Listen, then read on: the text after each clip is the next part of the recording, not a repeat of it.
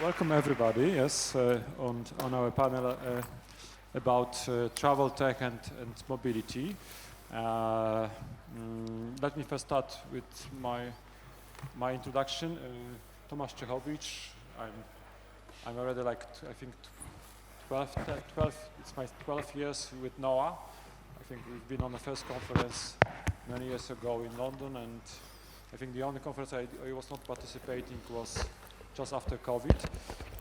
I'm running the biggest climate tech and digital private equity fund in Central Eastern Europe, close to 700 million euro AUM, and we are 25 years old. We do the buyout investments in a 30 to 60 million euros ticket size, mostly in Central Eastern Europe, but we also have West European investment. For example, Gett. Matteo is with us, the CEO of Gett. Gett is the most profitable transport tech company right now, one of the most profitable transport tech companies in Europe. So basically, Matteo will tell us more. So Matteo, please, if you can give a little bit more background on Gett and on yourself. Yeah, with pleasure. So Gett was founded in 2010, as Tomasz said, one of the pioneers in the ground transportation industry in Europe. As any company, we went through high growth and then focusing on our core assets. Today we are in Israel and in the UK, and since 2022 we are a profitable and growing business. You might ask yourself what's happening in Israel. I think likely the situation has already stabilized, so we are almost at 100% run rate. So even despite the conflict there, we managed to preserve our performance. And of course, we're expanding there in the UK and looking for opportunities for expansion in those markets and elsewhere. Of course, keeping in mind the scalability and the sustainability of what we do. Thanks, Matteo. And I forgot to mention that Matteo is also a professional seller, yes, and participant in many successful races in Mediterranean Sea, I understand. Italian by origin, living in London, right? Correct. And we are very proud that we are 20% shareholder in Gett. Lukasz, it's another professional CEO, founder, and also rally racer, right? Rally racer. Yeah, it's an old story, but... Yes. And next to that, co-founder and CEO of eSky, which is a company based in Poland, but basically a global travel tech company. So Lukasz, if you can give us more color on the company. My pleasure. So my name is Lukasz Habaj. I am one of the co-founders and currently CEO of eSky. eSky is the online travel agency originated and based in Poland with hubs in Bulgaria and Romania. So we have pretty good coverage on CE region, but we are also present in Western Europe with a strong footprint in Latin America. Since its inception 19 years ago, for the first 8 years, the company has been self-funded, and then we secured the first investment back in 2014. We secured 15 million USD in debt financing, which we used to rebuild the technology. At the time of the investment, we were present on 4 markets. We used that investment to rebuild the technology and infrastructure just to enable scalability and geographical expansion. And today we are present in 50+ markets, which shows that we use that money in the right way.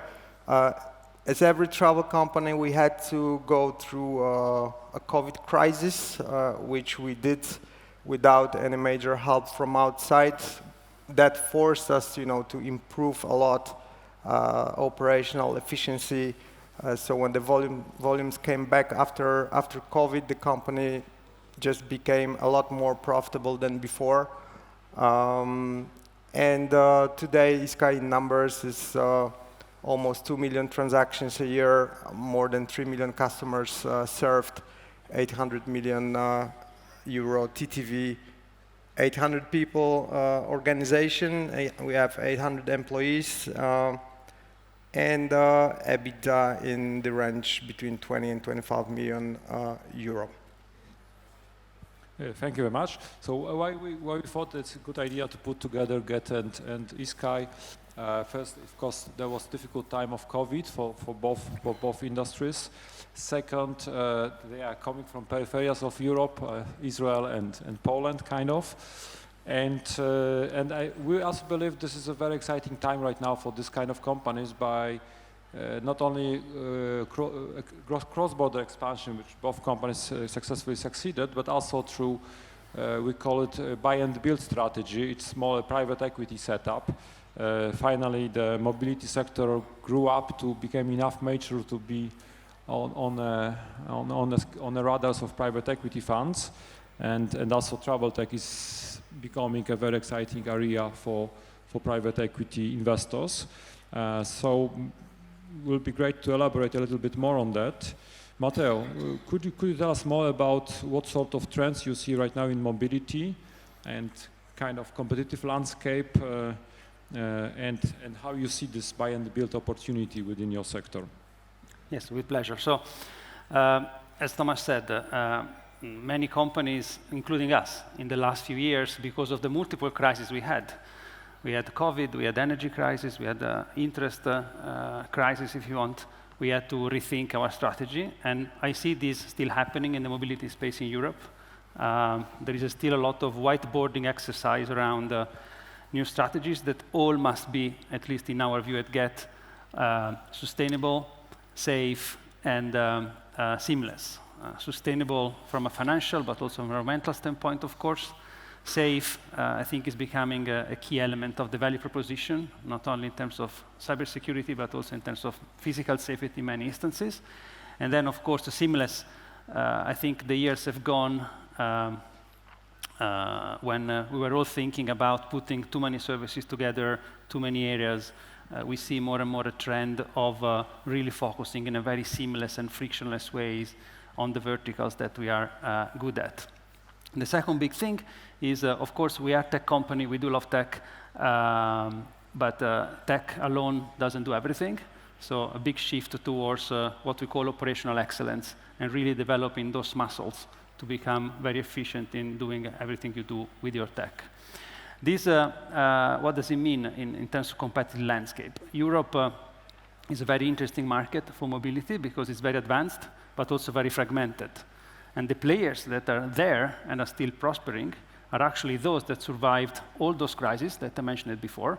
And actually, they really managed to muscle their way in through tech, but mainly operational excellence. So the big question ahead is, now that we are on the cliff, on the edge of a new possible revolution coming with, of course, AI, but of course also with a new interest into this space, which of these players will really be able to not only survive, but prosper in this second wave. This leads to the last point, which is about buy and build. Building is exciting, of course, for all of us as founders or CEOs, but I believe that generally there is an opportunity in Europe for championing some elements of consolidation with a buy opportunity, and the companies that will be able to put together those technological and operational muscles and take advantage of it will be those that will be able to deploy afterward their capital in the most efficient way to then serve this wave of new technologies that will come. We as Gett, not by chance, our agenda is all about sustainability, safety, and seamless experience for everyone, customers and drivers, employees and shareholders, and I really hope that we'll be part of that one as a pioneer, as we've always been in the last few years. Having a chance to be an investor in Gett since 2014, it's already almost 10 years, I had to say that there was a big transition of the industry from highly cash-burning companies, record fundraising amounts. I remember the story of Uber, and right now Uber is entering the top 1,000 index of NASDAQ, so basically everybody expects Uber to become a 200 billion euro company. and getting to generate more and more EBITDA. So we see the same trend in Europe, but it's much more fragmented market, of course, because it's specific of Europe, so-called country champions. Yes, and it's a very exciting opportunity within the consolidation market of ride-hailing mobility across European countries. So, Lukasz, tell us more about how you see this trends. I mean, that's slightly different because it's much easier to scale organically in the travel tech sector, yes. But we still see a high fragmentation within this market, and I think they are US champions, but they are US champions. They are Chinese champions, but they are not so well present, I think, in Europe. Yeah. Yeah, to some extent, for sure, it's easier to scale organically, but it depends on the product you're selling. You know, when you're speaking about flights as a product, yes, that is true. But if you may or may not know, but online travel is, especially when we speak about flights, is basically the business of scale. So you need to have a huge scale in order to show profitability, and that is why, you know, there's been a lot of consolidation in Europe and other markets so far. So the way we look at it from the two angles. You know, one is actually the industry landscape and how this consolidation is going. We still think there is room for more. So we ask ourselves, like, how can we position ourselves towards the trends and what is going on in the market, you know? And I think because of our, not only because of our home base, but the origin where we're coming from, but we are quite well positioned from two reasons. First of all, CE is a market or region that is dynamically developing in terms of the frequency of travel and the amount of money people are spending and where they are travel and the purpose of travel. And here we are very well positioned because we just have a strong brand and we cover the CE as a sales region very well. But on the other hand, CE is also the place where you can operate on the relatively low cost base. And especially when we speak about developing technology, you know, we all know how expensive it can be. And I think we're producing pretty well organized technology, state-of-the-art solutions that proven to be easy to be scaled up and can be used as a tool for a scale-up. So we could be a very well positioned platform for consolidation for companies, for example, coming from the Western Europe, as our cost base is basically lower than our colleagues can afford in Western Europe and other countries. Yeah. Well, fantastic. Yesterday I had the pleasure to talk with one of the global best private equity technology funds, and they said that really what they like is like a champions within the kind of large European markets where they are by far the market leaders. They have a very safe, very strong cash flow, and they are attacking the European or global market. And also we had this experience as MCI with NetRisk, which was the dominant market player in Hungary, right now becoming a market leader across 6-7 countries. NetRisk, I was presenting together with the CEO of NetRisk a year ago.